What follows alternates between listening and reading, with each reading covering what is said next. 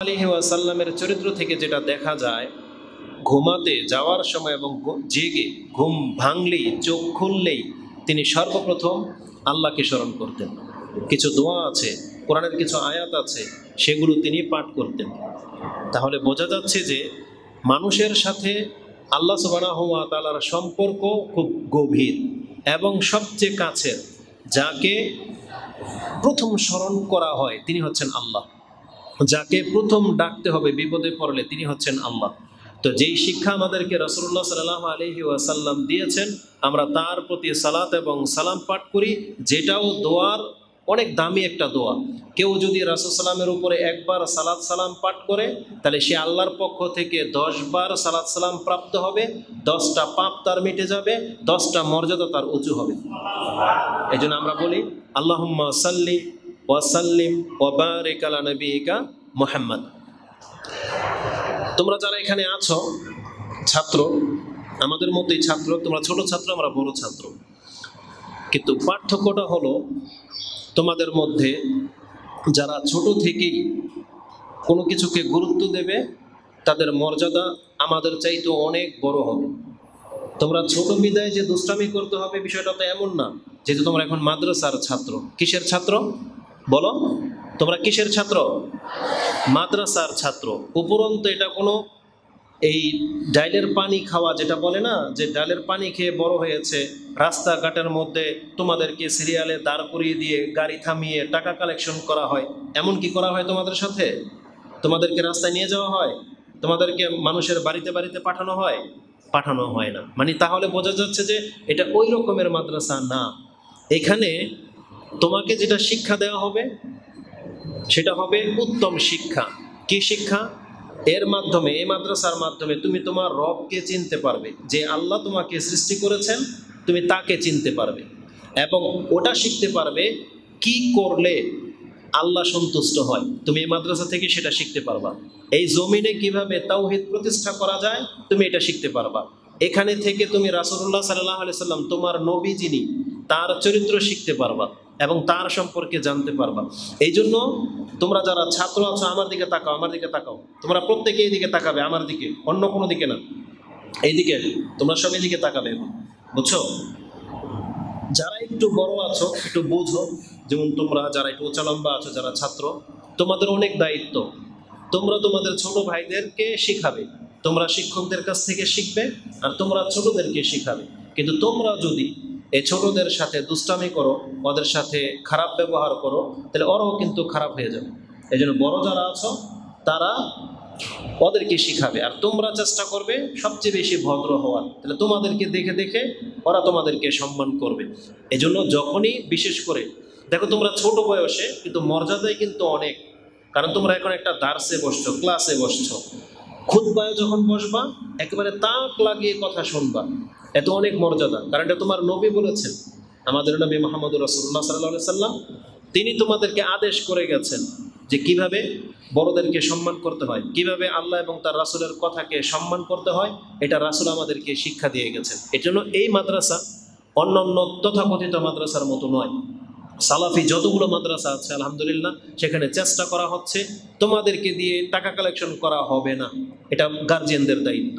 তোমাদের খাদ্য, তোমাদের শিক্ষা ব্যবস্থা, এটা তোমাদের চিন্তার কোনো কারণ নাই। তোমাদেরকে দিয়ে এটা করানো হবে না। তোমার পিতামাতা আছে, তারাই দায়ভার বহন করে। প্রতিষ্ঠার লোকেরা আছে, তোমাদের শিক্ষকরা আছে, এটা তাদের দায়িত্ব। এই জন্য তোমাদের কাজ শুধু পড়ালেখা করা। তো মাথা থেকে ওই চিন্তা বাদ দেবে যে তোমরা বড় হলে কি করবে না করবে, ওগুলো বাদ। তোমাদের প্রথম চিন্তা তুমি একজন ভালো আলেম হবে, এটা তোমার প্রথম চিন্তা থাকতে হবে। তো এবার আসো, এই জন্য তোমাদেরকে বলতেছি কথা শুনতে, এই জন্য এই কথাগুলো বললাম। এটা আজকের বিষয়ের সাথে খাস না, এটা ব্যতিক্রমে একটা জিনিস, যাতে করে তুমি কথা শোনো। আজকের যে অনুষ্ঠান এটা তোমাদের জন্য। এই একটা কিতাব তোমাদেরকে দেওয়া হয়েছে, এটা দেওয়া হয়েছে তোমাদেরকে। এখান থেকে কি করা হয়েছে? দোয়া শিখতে বলছে, শিখাইছে তোমাদেরকে। তাহলে আজকে এখানে টেস্ট হবে, তোমরা কে কতটা দোয়া শিখতে পেরেছো, আর এটা তুমি ওই সময় ব্যবহার করো কিনা, এটা আজকে পরীক্ষা হবে। বলার সাথে সাথে বলতে পারবে ওই ব্যক্তি, যেই ব্যক্তি আমল করে। যেমন ধরো কথার কথা, আমি যদি বলি খাবার শুরুতে কি বলতে হয়, বিসমিল্লাহ। তাহলে এটা ওই তার মুখ থেকে তাড়াতাড়ি বেরিয়েছে যে এখন আমার কথা শুনলো, এবং যে খাবারের সময় বিসমিল্লাহ পাঠ করে তার মুখ থেকে এটা তাড়াতাড়ি বেরিয়েছে। আচ্ছা বলো দেখি, ঘর থেকে বের হলে প্রথমে কি বলতে হয়? জি, তাহলে প্রথম জুমলা যেটা সেটা হচ্ছে বিসমিল্লাহ। খাওয়ার শুরুতে কি বলতে হয়? বিসমিল্লাহ। এই ছোট দোয়াটা আমি শুরু করলাম যাতে তোমাদের অ্যাটেনশন পাওয়ার জন্য, যে তোমাদেরকে এক্সাম্পল স্বরূপ, উদাহরণস্বরূপ, যে যদি তুমি কোনো দোয়াকে তোমার আপন জায়গায় কাজে লাগাও তাহলে দেখবা তোমাকে জিজ্ঞেস করার সাথে সাথে তুমি বলে ফেলতে পারবা। যেমন ঘুমানোর দোয়া, তুমি যদি এখন বিছানায় গিয়ে দোয়া না পড়ো, তারপরের দিন যদি তোমাকে জিজ্ঞেস করা হয় তুমি পারবা না। এই জন্য তোমাকে এগুলো প্র্যাকটিস করতে হবে, মানে আমল করতে হবে, তোমাকে প্রতিদিন সেগুলো মুখস্থ করতে হবে। আর তোমরা যখন খেলাধুলা করো বা একসাথে থাকো, দুইজন বন্ধু মিলে কি করবা জানো? তুমি ওকে জিজ্ঞেস করবা, আচ্ছা বলতো তুই এই দোয়াটা পারোস? ও তোমাকে বলবে, আচ্ছা তুই বলতে এই দোয়াটা পারোস কিনা। এইভাবে হলে কি হবে? তাহলে তোমাদের শিখার প্রতি আগ্রহ জাগবে। এবং আমি কর্তৃপক্ষ যারা আছে, তোমাদের আঙ্কেলদেরকে বলে যাব, প্রতিযোগিতামূলক তোমাদেরকে প্রত্যেক সপ্তাহে কিছু না কিছু গিফট করবে। সেটা চকলেট হোক, তোমাদের কোনো ভালো কিছু হোক, তোমাদেরকে গিফট করবে, শিক্ষকরা তোমাদেরকে দিবে। কেন? যাতে করে যে যত বেশি দোয়া মুখস্থ করে দিতে পারবা তার জন্য। এটা শুধু আজকের জন্য খাস না, সব সময় প্রত্যেক সপ্তাহে যে বেশি দোয়া মুখস্থ করে দিতে পারবা তাদের জন্য গিফটের ব্যবস্থা করে দিতে বলবো ইনশাআল্লাহ। জি, এবার আসো, দোয়া সম্পর্কে কিছু কথা তোমাদেরকে জানতে হবে, ছোট থেকেই জানতে হবে। দোয়া এই শব্দটা চিনো? এটা আরবি না বাংলা? বলো বলো, দোয়া শব্দটা আরবি না বাংলা? আরবি। এর বাংলা কি হতে পারে? বাংলা ও দোয়া হতে পারে, কারণ বাংলাটা আমাদের সাথে এমন ভাবে মিশে গেছে। দোয়া শব্দটা এটা আমাদের বাংলাদেশের বাংলা ভাষার মতোই ব্যবহার হয়, যে তুমি দোয়া করো, বলো না? দোয়াটা ধরে নাও এখন বাংলা হয়ে গেছে, কিন্তু মূল শব্দটা হচ্ছে দোয়া, এটা হচ্ছে আরবি। তো এটার বাংলা হয়ে গেছে এখন। দোয়া মানে দোয়া করা। কার কাছে দোয়া করা? কার কাছে দোয়া করা? বলো সবাই, বলো, কার কাছে দোয়া করা? আল্লাহ ছাড়া অন্য কারো কাছে দোয়া করা যায়? যদি কেউ অন্য কাউকে ডাকে, অন্য কারো কাছে দোয়া করে, এটা কি হয়ে যাবে? শিরক হয়ে যাবে। আর তাওহীদ হলো একমাত্র আল্লাহর কাছে চাওয়া, আল্লাহকে ডাকা। এটা হচ্ছে ইবাদতের সবচেয়ে উচ্চতর স্থান, যে আল্লাহকে ডাকতে হবে, শুধুমাত্র আল্লাহকে ডাকতে হবে। তো দোয়া মানে হচ্ছে ডাকা। যদিও কোরআন হাদিসে দোয়া বিভিন্ন অর্থে ব্যবহার করেছেন আল্লাহ, বিভিন্ন অর্থে। দোয়া মানে ডাকা হয়, যেমন দোয়া মানে দোয়া করা হয়, দোয়া মানে ডাকাও হয়। যেমন এই অন্যকে ডাকলো, সে তাকে দোয়া করলো বা ডাকলো, এই অর্থে দোয়া ব্যবহার হয়। দোয়া মানে কথা হয়, কথা, যে একে অপরের সাথে কথা বলতেছে মানে দোয়া করতেছে। এটাও আরবি ভাষায় বা কোরআনে ব্যবহার হয়েছে কথার অর্থে। তারপরে বললাম দোয়া মানে হচ্ছে আহ্বান। কেউ যদি কাউকে ডাকে, ওটাকে আরবি ভাষায় দোয়া বলা হয়। উদউ, তাকে ডাকো। তো ডাকা অর্থেও দোয়া ব্যবহার করা হয়েছে। তো দোয়া শব্দটা কয়েক অর্থে ব্যবহার করা হয় সাধারণত আরবি ভাষায়, কিন্তু আমাদের বিষয়ের সাথে সম্পর্ক কি? দোয়া মানে হলো দোয়া, মানে আল্লাহর কাছে এখন দোয়া করা। এটা বিষয় নিয়ে আজকে কথা বলবো। আমরা সবাই মিলে আল্লাহকে অনেক বেশি ডাকবো, এটা আমাদের বেশি হইতে হবে। তোমাদেরকে একটা তথ্য দিই, গত কয়েকদিন আগে, এক সপ্তাহ হবে, একজন আলেম, আমাদের আলেম না, মাযহাবী আলেম, অন্য মতবাদের একজন আলেম, তিনি বলতেছে আহলে হাদিসদেরকে, ওহাবীদেরকে, যে এদেরকে একটা গালি দিয়ে বলেছে। সে শব্দটা শুনে রাখো, তারা কি বলে? আইলা হাদিস। আহলে হাদিস না বলে কি বলে? ব্যঙ্গ করে বলতেছে আইলা হাদিসরা দোয়া করে না। মানে এতগুলো মানুষের সামনে আমাদের ব্যাপারে অপবাদ দিচ্ছে সে, যে আমরা নাকি দোয়া করি না, আমরা নাকি নামাজের সালাম ফিরিয়ে সাথে সাথে উঠে চলে যাই। এটা সে অপবাদ দিয়েছে। আমাদেরকে কর্ম করে এর জবাব দিতে হবে, মুখে না। আমরা দোয়া করি না করি এটা আমরা বলে দেব না, কিন্তু আমরা কিভাবে দেব? কর্ম করে দেব, আমল করে দেব। এই জন্য তোমাদেরকে বলতেছি, আমাদের চরিত্র সম্পর্কে তারা যেন অপবাদ দিতে না পারে, এজন্য তোমাকে শিখতে হবে এবং আমল করতে হবে। তোমাকে শিখানো হয়েছে, বলো তো দেখি, নামাজের সালাম ফিরানোর পর প্রায় কতগুলো দোয়া থাকতে পারে? একটা, দুইটা, তিনটা, পাঁচটা, সর্বোচ্চ এমন যে কোনো একজন বলো তো দেখি যে নামাজের সালাম ফিরানোর পরে তোমাদেরকে শিখানো হয়েছে বা তোমরা শুনেছ কতটা দোয়া হতে পারে কমের পক্ষে? কোন একজন বলো। 24টা। মাশাআল্লাহ, ও তো আমার চাইতে অ্যাডভান্স হয়ে গেছে। আমি ভাবছি 10-15টা বলবে, ও বলতেছে 24টা। তো তুমি এদিকে আসো একটু, তোমার কিছু জিজ্ঞেস করবো না, জাস্ট একটু এদিকে আসো, একটু জিনিস দেখাই তোমার জাস্ট ফেসটা একটু ক্যামেরাতে দেখাবো। ও হচ্ছে মাদ্রাসার একেবারে ছোট ক্লাসের একজন ছাত্র। আমি ভাবছিলাম যে নামাজের পরে আমরা যেটা করি, আমি সাধারণত 10 থেকে 13টা জানি, বা আমার মনে হয় 10 থেকে 13টা আছে, কিন্তু ও বলতেছে 24টা আপনার দোয়া আছে। আচ্ছা, সালাম ফিরানোর পরে যে কোনো একটা দোয়া বলো তো দেখি, যেটা তুমি বলো। সালাম ফিরেলেই তুমি কি বলো? কোনো দোয়া বলো, তুমি নামাজের পরে কি দোয়া বলো? একটা দোয়া বলো তো দেখি, কোনো একটা বলো।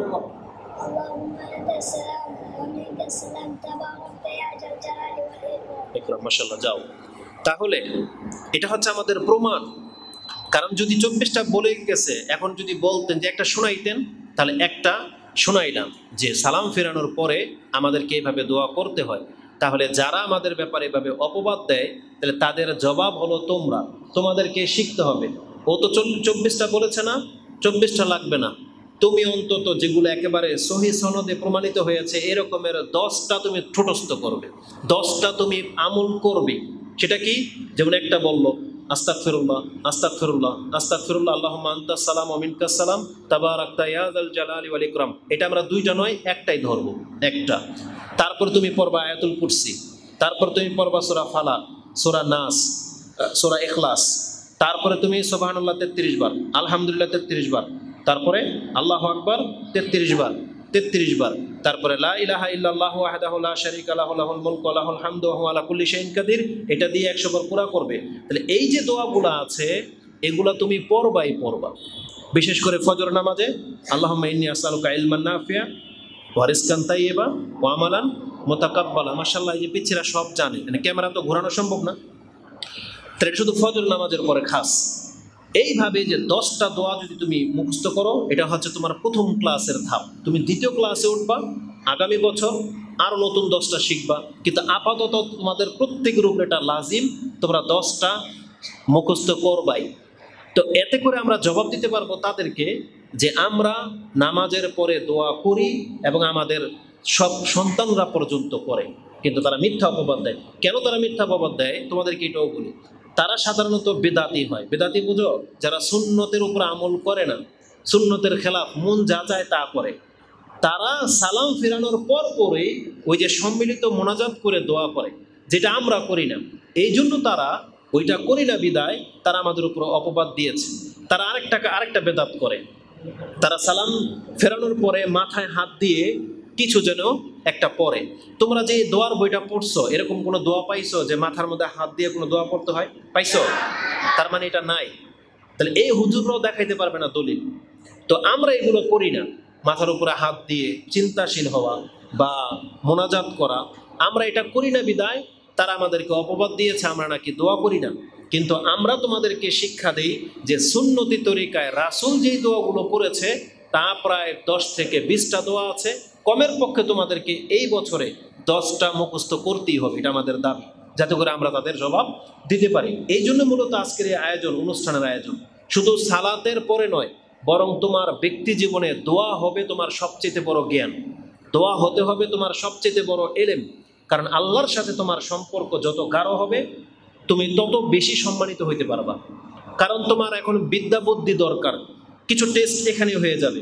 তোমার এখন শিক্ষা দরকার, এলেম দরকার। বলো তো দেখি কোন একজন ছোট্ট কেউ এলেম চাইতে হলে আল্লাহর কাছে কি দোয়া করতে হয় বলো তো দেখি? জ্ঞান, এলেম বাড়াতে হলে কি দোয়া করতে হয়? এরকম কোনো দোয়া আছে? আচ্ছা, তোমাদের মধ্যে এই যে ছোটগুলোর মধ্যে থেকে বলো জ্ঞান চাওয়ার দোয়া কে কে পারো? হাত তুলো দেখি। আচ্ছা, তুমি বলো জ্ঞান বৃদ্ধির দোয়া কি? রাব্বি জিদনি ইলমা। তুমি এটা জানো না? রাব্বি জিদনি ইলমা এটা বলতে পারো? তো তুমি হাত উঠালে না কেন? তা যাই হোক, তা শোনো, আচ্ছা যাই হোক, তোমরা ভাষা বুঝতে হবে। এই জন্য বলছি যে তোমরা কথা শুনবা, শুনবা, বুঝবা, কারণ তোমাদেরকে তো এখন প্রাইজ দেওয়া হবে, বুঝছো? আচ্ছা যাই হোক, এখন আসো, তুমি যে আল্লাহর কাছে দোয়া করবা এটা কত গুরুত্বপূর্ণ বিষয় তুমি জানো? ছোট থেকে তোমাকে শিখতে হবে, যাতে তুমি তুমি বলতে পারো। তোমার বাপ মাকে তুমি শিখাইবা, যে তোমার ভাইদেরকে আশেপাশে তুমি শিখাইবা যে দোয়া কত গুরুত্বপূর্ণ। দোয়ার সবচেয়ে বড় দিক কি জানো?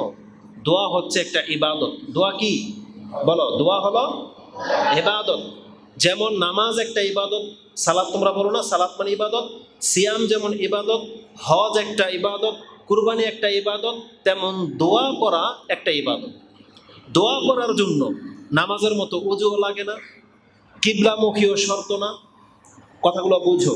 দোয়া করার জন্য পেটে ভাত থাকতে হবে জরুরি না, রাতে জাগতে হবে এটাও জরুরি না, পবিত্র থাকতে হবে এটাও জরুরি না। যখন মনে চায় তখনই দোয়া, যখন মনে চায় তখনই দোয়া করবা। তুমি একটু, তোমাকে কেউ ব্যথা দিছে, কষ্ট দিছে, তোমার মন খারাপ, তুমি দোয়া করবা, আল্লাহ তুমি আমাকে উত্তম জীবন দান করো, আল্লাহ তুমি ওকে হেদায়েত করো। তোমাকে যদি কেউ মারে পিটায়, তুমি যদি ওর সাথে ঝগড়া করে না পারো, ঝগড়া করতে যাইবা না, পারলেও যাবে না, তো ওই ভাইয়ের জন্য তুমি দোয়া করবা, আল্লাহ তুমি আমাকে ক্ষমা করো, ওকে তুমি হেদায়েত করো। তার মানে বোঝাতে চাচ্ছি, তোমার জীবনের সব ক্ষেত্রে দোয়া থাকতে হবে। তাহলে কি লাভ? ও 5 ওয়াক্ত নামাজ পড়ে কিন্তু দোয়া করে না, তুমি 5 ওয়াক্ত নামাজও পড়ো আবার দোয়াও করো, তার মানে তোমার ইবাদত একটা বেড়ে গেল। বুঝো কথা? ও 5 ওয়াক্ত নামাজ পড়ে, ধরো কোরআন পড়ে না, তুমি কোরআনও পড়ো, তাহলে তোমার একটা ইবাদত বেড়ে গেল। তো দোয়াটা হলো আলাদা একটা ইবাদত। আল্লাহ সুবহানাহু ওয়া তাআলা আমাদেরকে বলেছেন যে তোমরা আমাকে ডাকো। আল্লাহ আমাদেরকে বলেছেন যে আমাকে ডাকো। আর রাসূলুল্লাহ সাল্লাল্লাহু আলাইহি সাল্লাম বলেছেন দোয়া হলো একটা ইবাদত, দোয়াই হলো ইবাদত।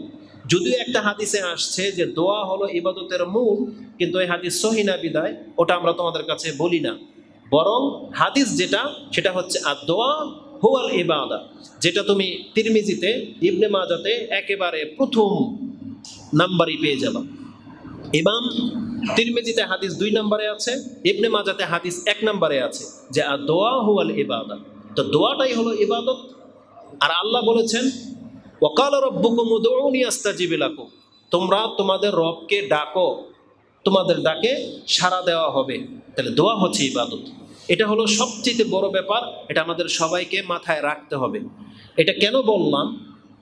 আমাদের সমাজের মানুষ, মুসলিমরা দোয়াকে তেমন একটা গুরুত্ব দেয় না। তবে জেনে নাও, দোয়ার চাইতে বড় সম্পদ কোনো মুসলিমকে আল্লাহ দান করেননি। মানুষের মধ্যে সবচেয়ে বড় সম্পদ হিদায়াত, মুসলিম হওয়া, আর মুসলিমদেরকে দেওয়া হয়েছে সবচেয়ে বড় সম্পদ হচ্ছে দোয়া। দোয়া মানে হচ্ছে আল্লাহর সাথে সম্পর্ক। তোমাকে যদি একটা ঘরের ভিতরে জালেমরা বন্দি করে রাখে, সেখান থেকে তোমার উপকার করার মতো কাউকে তুমি পাচ্ছ না, ডাকলে পাবে না, কিন্তু আল্লাহ বলতেছেন তোমার কাছে এমন একটা পাওয়ারফুল বিষয় আছে, সেটা হচ্ছে দোয়া।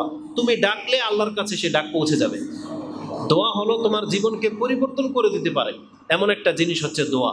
যাদের পড়া মুখস্থ হয় না, যারা পড়া বোঝো না, তারা বেশি বেশি দোয়া করবে আল্লাহর কাছে, রব্বি জিদনি ইলমা। কি দোয়া করবে? রব্বি জিদনি ইলমা, বেশি বেশি দোয়া করবে। যাদের জবান আটকে যায়, কথা বলতে কষ্ট হয়, তোমার কথা স্পষ্ট না, তাহলে তুমি আরেকটা দোয়া করবে, সেটা কি? রব্বি ইশরাহ লি সাদরি।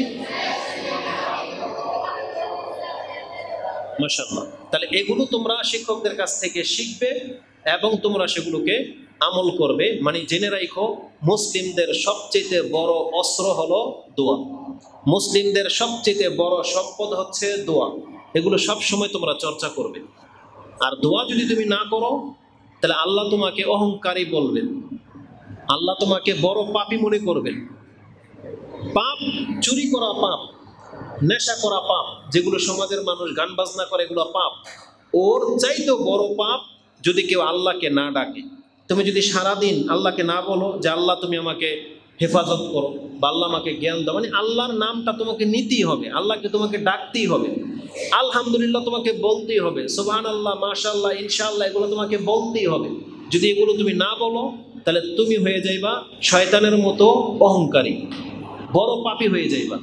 আর আল্লাহ সুবহানাহু ওয়া তাআলা অহংকারীদেরকে পছন্দ করেন না। এই জন্য তোমাদেরকে অহংকারী হওয়া যাবে না, তোমরা আল্লাহকে ডাকবে, দোয়া করবে। যদিও এখানে আমি নোট করেছিলাম আমার মতো করে, কিন্তু এখন তোমাদেরকে দেখে কিন্তু আমি আমার নোট মতো বলছি না, কারণ ওই দলিল প্রমাণ তোমাদের কোনো কাজে আসবে না। তুমি শুধু নীতিগত কথাগুলো তোমার দরকার। এখন তোমরা কি এটা বুঝতে পারছো আমার কথা? দোয়া হলো আমাদের সবার জন্য কি অনেক দামি সম্পদ। বলো, দোয়া আমাদের জন্য কি অনেক দামি সম্পদ এবং অনেক শক্তিশালী সম্পদ। তোমাকে যদি কাফেররা ঘিরে ধরে, তাহলে জেনে নাও তোমাকে উপকার করার মতন কেউ না আসলেও একজন আছেন, তিনি কে? আল্লাহ। তো আল্লাহ কি এমনি এমনি আসবে নাকি তোমাকে ডাকতে হবে? ডাকতে হবে, আল্লাহকে তোমাকে ডাকতে হবে। আল্লাহ পরীক্ষা করে দেখিয়েছেন। ইউনুস আলাইহিস সালামের দোয়া এই বইটার মধ্যে আছে, আছে না? এই বইটার মধ্যে ইউনুস আলাইহিস সালামের দোয়া আছে। ইউনুস আলাইহিস সালাম আল্লাহর নবী হওয়া সত্ত্বেও তিনি যখন মাছটাকে যখন গিলে খেলো, তিনি কিন্তু আল্লাহকে ডেকেছিলেন। আল্লাহ কিন্তু দেখতেছেন যে কি হচ্ছে, তিনি পানিতে পড়ে গেলেন, মাছটাকে খেয়ে নিল। ততক্ষণ পর্যন্ত কিন্তু আল্লাহ তাকে উপকার করতে আসেন নাই, কিন্তু যখন তিনি ডেকেছেন তখন আল্লাহ সুবহানাহু ওয়া তাআলা তাকে উদ্ধার করেছেন। এই জন্য ডাকতে হবে, এটা আমাদেরকে শিক্ষা দেওয়া হয়েছে। তুমি যদি আল্লাহকে না ডাকো, হ্যাঁ আল্লাহ তোমার সাথে আছেন, কিন্তু তুমি যদি না ডাকো তুমি আল্লাহর সাহায্য পাবা না। এটা আল্লাহ আমাদেরকে শিক্ষা দিয়েছে।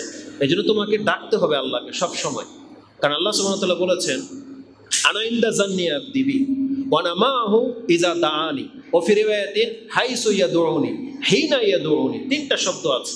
আমি আল্লাহ আমার বান্দার ধারণাতীত তার সাথে থাকি। তার মানে আমার বান্দা আমার সম্পর্কে যেমন ধারণা করে আমি তেমন, কিন্তু আমি আমার বান্দার সাথে হয়ে যাই যখনই আমার বান্দা আমাকে ডাক দেয়। তার মানে যখনই তুমি আল্লাহকে ডাক দিবে, সেটা রাত আর দিন নাই, পাক আর নাপাক নাই, তুমি আল্লাহকে ডাকলেই আল্লাহ তোমার সাথে চলে আসবে। আল্লাহ বলছে ওয়ানা মাহু, আমি তার সাথে হয়ে যাই, ইজা দাআনি, যখন ডাকে, হিনা ইয়াদউনি, ওই মুহূর্তে যখন সে আমাকে ডাকলো, হাইসু ইয়াজকুরুনি ও ফি হাইসু ইয়াদউনি, যেখান থেকেই ডাকুক না কেন। তার মানে ইউনুস আলাইহিস সালাম মাছের পেট থেকে আল্লাহকে ডেকে নিলেন, আর আল্লাহর সাথে সাথে ফানাজ্জাইনাহু মিনাল গাম, আল্লাহ বলেছেন আমি তাকে এই ব্যথা দুর্দশা থেকে মুক্ত করে দিলাম। এই জন্য তোমাদের যাদেরই কোনো কষ্ট হবে, পড়া বুঝতেছো না, কষ্ট হচ্ছে, খাবার ভালো লাগতেছে না, তুমি কি করবা? প্রথম কাজ কি বলো তো দেখি? বাপ মাকে বলবা না আল্লাহকে বলবা? কাকে বলবা? প্রথমে তুমি আল্লাহকে বলবা। কাকে বলবা? আল্লাহকে বলবা। বলবা আল্লাহ এর চেয়ে উত্তম রিজিক তুমি আমাকে দাও। কি বলবা? আল্লাহ এর চেয়ে উত্তম রিজিক আমাকে দেও। তারপর তুমি তোমার বাপ মাকে বলবা, বা শিক্ষকদেরকে বলবা, কর্তৃপক্ষ আঙ্কেলদেরকে বলবা যে খাবার আমার ভাল লাগে না, আমি এরকম হইলে ভালো হয়। কারো যদি লবণ বেশি লাগে, কারো যদি ঝাল কম লাগে, কারো যদি একটু ঝোল বেশি লাগে, একটু যদি তরকারি বেশি লাগবে, তোমরা চেয়ে নেবে। কিন্তু প্রথম আল্লাহকে বলবা। কাকে বলবা? আল্লাহকে বলবা। বলবা আল্লাহ আমাকে অনেক বেশি রিজিক দেন, উত্তম রিজিক দেন, এভাবে বলবা। উত্তম রিজিক চাইবে আল্লাহর কাছে, কারণ আল্লাহ এটা আমাদেরকে শিক্ষা দিয়েছে। তো দোয়া আমাদের জীবনের সবচেয়ে গুরুত্বপূর্ণ বিষয়। জানো দোয়া কত বড় গুরুত্বপূর্ণ বিষয়? একটা দুইটা কথা তোমাকে বলে যাতে তুমি বুঝতে পারবে। রাসূলুল্লাহ সাল্লাল্লাহু আলাইহি ওয়াসাল্লাম বলেছেন, কোনো ব্যক্তির তাকদীর পরিবর্তন হয় না। যদি কোনো কিছু লিখিত তাকদীরকেও পরিবর্তন করতে পারে, সেটা কি জানো? দোয়া। সেটা হচ্ছে দোয়া। তার মানে তুমি এখন ছোট থেকে কি হইবা এটা আল্লাহ ভালো জানে, তুমি ওই পর্যন্ত যাইবা, কিন্তু তুমি যে আল্লাহর কাছে দোয়া করো, তাহলে আল্লাহ তোমাকে আরো উত্তম জীবন দান করবেন, আরো উত্তম জীবন দান করবেন। এই জন্য দোয়ার বিকল্প নাই, দোয়া তোমাদেরকে করতে হবে। আর যে যত বেশি দোয়া মুখস্থ রাখবে, সে তত বেশি সম্মানিত হবে। আমি আমার কথা বলি, আমিও কিন্তু ছাত্র, ইসলামিক কালচারাল সেন্টারে শেখ মতিউর মাদানির ছাত্র আমি, তোমাদের এই যে এক আঙ্কেল আরো আছে, তো যারাই আছে না, আমি একটা সময় এমন পার হয়েছে, আমি মনে করতাম যে আমাদের ছাত্রদের মধ্যে আমার চাইতে বেশি দোয়া হয়তো কেউ মুখস্থ করে নাই। একটা সময় ছিল, কারণ আমি মুখস্থ করতাম সেই দোয়াগুলো, এবং আমার এটা নিজের, যদি কোনোদিন প্রকাশ করিনি, আজকে তোমাদের সামনে বললাম। একটা সময় ছিল ইসলামিক সেন্টারে যে শেখ যে কোনো দোয়া বলতো, আলহামদুলিল্লাহ চট করে আমার মাথায় সেটা আসতো, এবং আমি পারতাম যে হ্যাঁ এটা এই দোয়া। কিন্তু আমাদের সময় এরকম রেকর্ডিংয়ের ব্যবস্থা ছিল না ওখানে, শুধুমাত্র শেখের বক্তব্যটা রেকর্ড হতো। এজন্য আমাকে হয়তো কম দেখতে পাবে শেখের সাথে, কিন্তু আমার চাইতে বেশি হয়তো খুব কম ছাত্ররাই আছে যারা শেখের সাথে ছিল। তো দোয়া শিখবা, যখনই ক্লাসে শেখানো হয়, খুতবাতে শেখানো হয়, তাহলে এতে তোমার মান মর্যাদা বেড়ে যাবে। এখন আমরা তোমাদের টেস্ট নেব। যদি আমি কিন্তু দোয়ার গুরুত্ব সম্পর্কে এখানে অনেক কথা লিখেছিলাম, কিন্তু তোমাদের কাছে বলার মতো এইগুলা ভাষা না। আজকে পৃথিবীর মানুষ মুসলিমরা দোয়া করে না, অনেকগুলা কারণ রয়েছে। প্রথম কারণ হলো অজ্ঞতা।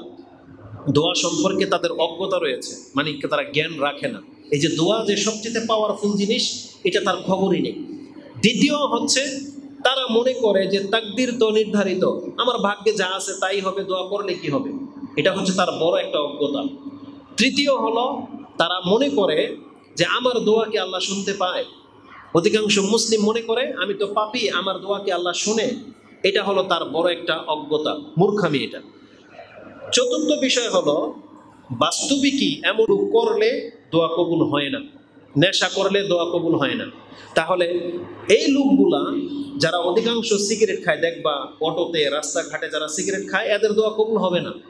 তো এই জন্য এই লোকগুলা কি করে, উচিত ছিল সিগারেট ছেড়ে দেওয়া, উচিত ছিল জর্দা খাওয়া বন্ধ করে দেওয়া, কিন্তু এরা ওগুলো ছাড়বে না, তাই দোয়াও করে না।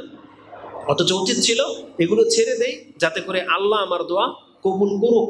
যেমন অনেক বাপ মা আছে, সন্তানের জন্য দোয়া করতে হবে, সে করে না। কেন? কারণ খায় হারাম। তোমাদের অনেক বাপ মা যদি এমন থেকে থাকে যারা সিগারেট খায়, জর্দা খায়, তাদেরকে বলবা যে বাবা আপনি এই সিগারেট খাওয়া ছেড়ে দেন। কেন? আমাদের বলা হয়েছে যে সিগারেট খেলে আপনার দোয়া আমার জন্য কবুল হবে না। তাহলে আপনি কি চান না যে আমার জন্য দোয়া করেন? বাবাকে বলতে হবে। তাহলে আমার জন্য আপনি দোয়া করলেই আল্লাহ শুনবে, কিন্তু আপনার সিগারেট খাওয়ার কারণে, আপনার সুদ খাওয়ার কারণে আপনার দোয়া আটকে যাচ্ছে, আমি ভালো কিছু হইতে পারতেছি না। এই জন্য তোমার চেহারার দিকে তাকাইলে হয়তো তোমার বাবা সিগারেট খাওয়া ছেড়ে দেবে, হয়তো সুদ খাওয়া বন্ধ করে দেবে। এই জন্য তোমরা সন্তানরা ভদ্রভাবে বাবাকে বুঝাইবা যে হারাম খেলে নাকি দোয়া কবুল হয় না, অতএব আপনি এগুলা ছেড়ে দেন। এগুলো এভাবে ভদ্রভাবে তাকে বুঝাতে হবে, বলতে হবে। তো দোয়া না করার পেছনে আরেকটা বড় অজ্ঞতা হলো আমাদের দেশের হুজুররা, মসজিদের মাদ্রাসার হুজুররা। তারা কি করে জানো? এই সম্মিলিত দোয়ার প্রচলন ঘটিয়েছে, যে তোমার যা যা প্রয়োজন হুজুর দোয়া করে দেবে, তো তোমার দোয়া শিখার দরকার কি? এই জন্য দেখো না, আমাদের সমাজের কেউ দোয়া শিখে না। সকাল সন্ধ্যায় যে সূরা ফালাক, নাস, ইখলাস বলে যে জারফুক করতে হবে, এটা পর্যন্ত কোনো মুসলমান শিখে না। পেট ব্যথা হলে, কিছু হলে হুজুরের কাছে আসে, যেটা পানি পড়া দেয়। অথচ এই কাজটা তোমাদের করতে হবে, এই কাজটা আমাদের প্রত্যেক মুসলিমের করতে হবে। সূরা ফালাক, নাস, ইখলাস এগুলো শেখাটা কি বড় কঠিন কিছু? বলো না কেন, এগুলো কি বড় কঠিন কিছু না? এগুলো সহজ। এগুলো যেই শিখতে পারবে সেই জারফুক করতে পারবে, কিন্তু তারা শিখে না, নিজেরা জারফুক করতেও পারে না। কিছু হলেই হুজুরদের কাছে আসে। বাপ মা মরে গেছে, হুজুরকে বলে যে একটু দোয়া করে দেন। জানাজার নামাজে হুজুর লাগে, কবরস্থানে দোয়া করার জন্য হুজুর লাগে। কেন? কারণ মানুষকে এই হুজুররা টাকার বিনিময়ে, উপঢৌকনের বিনিময়ে দোয়াটা হুজুর একা করে দিচ্ছে। এই জন্য মুসলিমরা দেখতেছে যে আমাদের আর দোয়া শেখার কোনো দরকার নেই। এই জন্য অধিকাংশ মানুষ আল্লাহকে ডাকে না। বরং জেনে নাও, দোয়া আমাদের সবাইকে করতে হবে। যার যার পেরেশানি এটা সেই ভালো বুঝে। তোমার পেরেশানি আমি ভালো বুঝি না, তোমার যেটা প্রয়োজন আমি সেটা, আমার প্রয়োজন নাই, আমি সেটা দরকার পড়ে না, বা আমি সেটা বুঝবো না। এই জন্য তোমার যেটা প্রয়োজন এটা তোমাকে আল্লাহকে বলতে হবে। তোমার বাপ মার জন্য দোয়া তোমার কাজে আসবে, আমার দোয়া তোমার বাপ মার কোনো কাজে আসবে না। এই জন্য আল্লাহ সুবহানাহু ওয়া তাআলা যখন কোরআনে বাপ মার জন্য দোয়া শিখাইছে, আল্লাহকে এটা বলেছেন যে তুমি তোমার বাপ মার জন্য কোনো একটা হুজুরের কাছে গিয়ে দোয়া চাইবে, এটা শিখাইছে? নাকি বলছে তুমি বলবা, কি বলবা? রব্বিরহামহুমা কামা রাব্বায়ানি সাগীরা। তাহলে আমি যদি বলি তুমি আমাকে এখন টাকা দিয়ে আনছো, দোয়ার একটা অনুষ্ঠান, হুজুর আমাদের জন্য দোয়া করেন, আমার মা মারা গেছে, বাপ মারা গেছে, এখন আমি বলতেছি রাব্বিরহামহুমা কামা রাব্বায়ানি সাগীরা। এখন আমি কার জন্য দোয়া করলাম? তোমার বাপ মার জন্য না আমার বাপ মার জন্য? বলো, কার জন্য দোয়া করলাম আমি? এটা আমি আমার বাপ মার জন্য দোয়া করলাম, উপরন্ত তোমার কাছ থেকে টাকা নিলাম। আমি আমার বাপ মার জন্য দোয়া করলাম, তোমার বাপ মাকে কিছুই দিলাম না। এটা কেমন দোয়া? তো এই জন্য আর হ্যাঁ, লম্বা করবো না, এটা জাস্ট তোমাদেরকে বোঝানোর জন্য বললাম। তাহলে দোয়া অত্যন্ত গুরুত্বপূর্ণ। যেভাবে তুমি কোরআন শিখবে, ঠিক ওই গুরুত্বের সাথেই তুমি দোয়া শিখবে। আর সারা জীবন শুধু রুকু সেজদায় সুবহান রাব্বিয়াল আযীম আর সুবহান রাব্বিয়াল আলা দিয়ে নামাজ পড়বা, তাহলে তোমার আর আমার মধ্যে কি পার্থক্য? তুমি যে মাদ্রাসায় পড়ো, তো তুমিও যদি সুবহান রাব্বিয়াল আলা দিয়ে শুধু নামাজ শেষ করে দাও, তাহলে তো তুমি আমার মতো হয়ে গেলা। বরং তোমাকে, যেহেতু তুমি একটা প্রতিষ্ঠানে পড়তেছো, এই জন্য প্রতিদিন হলেও একটা দোয়া তোমাকে বেশি মুখস্থ করতে হবে। তার মানে সারা দিনের মধ্যে তোমার যতগুলো চ্যাপ্টার আছে, পড়া আছে, তার মধ্যে একটা চ্যাপ্টার থাকতে হবে দোয়ার চ্যাপ্টার। ওটা তুমি খাতা নিবা, প্রত্যেক দিন একটা করে দোয়া তোমাদের এই মাদ্রাসা থেকে তোমাদেরকে শেখানো উচিত, এবং প্রত্যেকের কাছে সে নোট থাকতে হবে, এবং শিক্ষকরা নেবে যে কে এই দোয়াটা মুখস্থ করেছো, এটা তোমাদের কাছ থেকে নেওয়া হবে। তো আমরা লম্বা করব না, তোমরা কি আমার কথা বুঝতে পেরেছো? বলো, সবাই বলো, তোমরা কি কথা শুনছো? তাহলে আজকে আমরা যে তোমাদেরকে আলোচনাটা করলাম, তুমি আজকে কি শিখলে এখান থেকে? তুমি আজকে এটাই শিখছো, আমাদেরকে আল্লাহর কাছে দোয়া করতেই হবে। কি শিখছো বলো? হ্যাঁ, দোয়া করতেই হবে। তোমার যা যা প্রয়োজন প্রথম তুমি কাকে বলবা? আল্লাহকে বলবা। দুনিয়াবি কোনো কিছু হলে তারপরে বাপ মা, শিক্ষক, অন্যকে তুমি বলবা। কিন্তু শক্তি, ক্ষমতা, ভাগ্য পরিবর্তন, রিজিক, এগুলোর ক্ষেত্রে কাকে বলবা? একমাত্র আল্লাহকে, একমাত্র আল্লাহকে। আল্লাহ সুবহানাহু ওয়া তাআলা আমাকে এবং তোমাদেরকে কবুল করুন, বলো আমিন।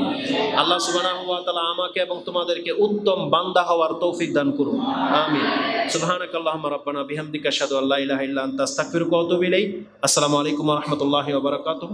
এরপর তোমাদের এখন টেস্ট হবে এই কিতাব থেকে ইনশাআল্লাহ।